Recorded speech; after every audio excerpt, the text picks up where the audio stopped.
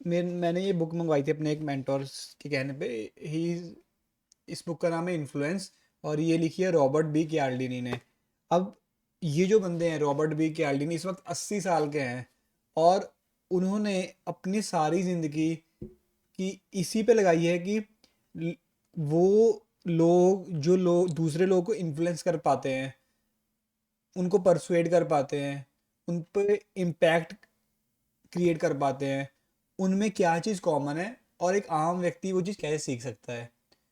अपनी सारी ज़िंदगी की रिसर्च उन्होंने इस बुक में लिख दी है, इतने पेजों में बस।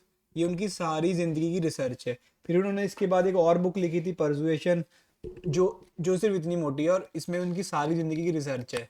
मतलब आप सोच के देखिए कि एक व्यक्ति जिसने 20 30 40 साल एक सिंगल सब्जेक्ट को पढ़ा है, सिर्फ एक सब्जेक्ट को, और उस बिहेवियरल साइकोलॉजी के सब्जेक्ट को पढ़ने के बाद अपनी सारी रिसर्च सिर्फ ये दो बुक्स में डाल दी है।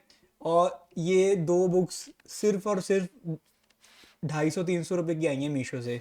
जस्ट थिंक अबाउट दिस कि लेवरेज कितनी बड़ी है यार, कि अगर मैं ये दो दो बुक्स पढ़ के इम्प्लीमेंट करना स्टार्ट कर दूं, तो किसी की 20 30 40 साल की हुई रिसर्च का मैं फ़ायदा उठा सकता हूँ, सिर्फ कितने में, 250 300 रुपये में। Just think about this.